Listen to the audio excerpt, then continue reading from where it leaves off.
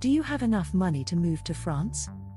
The financial evidence explained you've worked out which French visa you think you need. You've found somewhere you could live. And now you get to the part of the application that makes an awful lot of people nervous: money. How much do I need? Do savings count? What if I'm retired and receive a pension? What if somebody else is supporting me? What happens if I've recently received a large amount of money? And perhaps most importantly, what exactly is the person assessing my visa application looking for? Because one of the biggest mistakes people make is thinking this is simply about reaching a magic number. It isn't always that simple. Today we're going to look at how to think about the financial side of a French visa application, and how to present your circumstances clearly. Welcome to Moving to France Visa Academy. Part 1. Start with your visa. The first thing to understand is that there isn't one universal financial rule covering everybody moving to France. The evidence and requirements depend on the visa or residence category you're applying under and your individual circumstances. That's why I'm always wary when somebody online says, you need exactly X amount in your bank account. That number may be relevant to their particular situation. It doesn't necessarily answer yours. So don't start with, how much money does France want? Start with, what are the financial requirements for the visa I'm actually applying for? That distinction matters. Part 2. Income and savings aren't the same thing. Let's imagine two applicants. Applicant A has regular monthly income that will continue after moving to France. Applicant B doesn't have the same regular income, but has substantial savings. Those are two different financial situations. That doesn't automatically make one good and one bad. But they may need to be evidenced differently. A pension, salary, investment income, savings or financial support from somebody else each tells a different story. The job of your documents is to make your story understandable. Part 3. Your bank statement isn't just showing a balance. This is really important.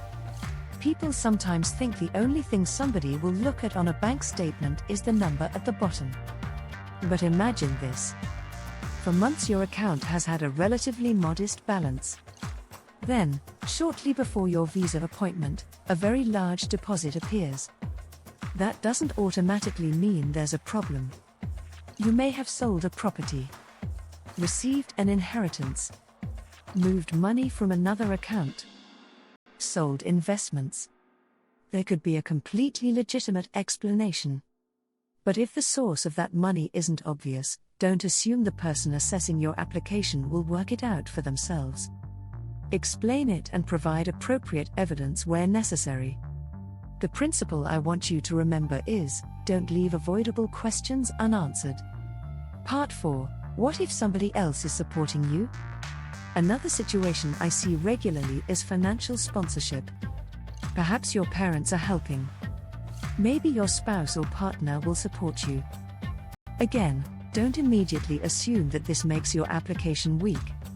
But you need to look carefully at what's permitted and required for your particular visa and circumstances. If another person is providing financial support, you may need to demonstrate their financial position, your relationship and the nature of that support. The assessor shouldn't have to piece together what is happening. Make the arrangement understandable. Part 5. Retirees. For somebody retiring to France, the picture can look quite different again. You might have pension income, savings, investments, rental income, or a combination of several sources. And this is where I'd stop obsessing over finding one magic bank balance online. Instead, look at the financial requirements applying to your visa and then ask, how do I demonstrate clearly that I can support myself? If you have income coming from several sources, make that easy to understand. Don't bury the important evidence in a mountain of paperwork. Part 6. Consistency. And that brings us to something I talk about a lot: consistency. Your financial documents don't exist in isolation. They sit alongside everything else in your application. Your accommodation, your planned activities in France, your employment situation, your stated circumstances, your supporting letter. They should all describe the same person making the same move for the same reason.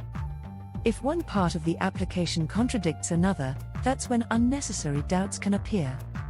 Part 7. Don't build your application around social media. You'll find endless posts saying, "I got my visa with this much. My friend only showed this. The consulate accepted these statements from me." Those experiences can be interesting, but they aren't rules. Different visa categories, different circumstances, and different applications can require different evidence.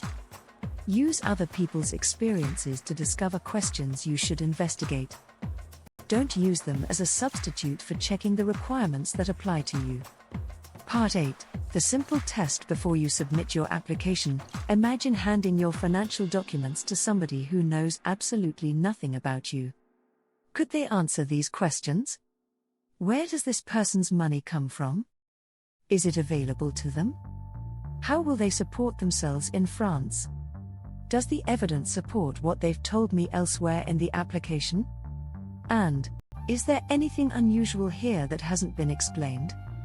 If those answers are immediately clear, you're in a much stronger position than somebody who has simply uploaded a pile of statements and hoped for the best. Closing the financial section of a French visa application can feel intimidating. But don't reduce it to, "Have I got enough money?" Ask the better question, "Have I clearly demonstrated my financial situation and that I meet the requirements for my particular visa?" That's a much more useful way of approaching it.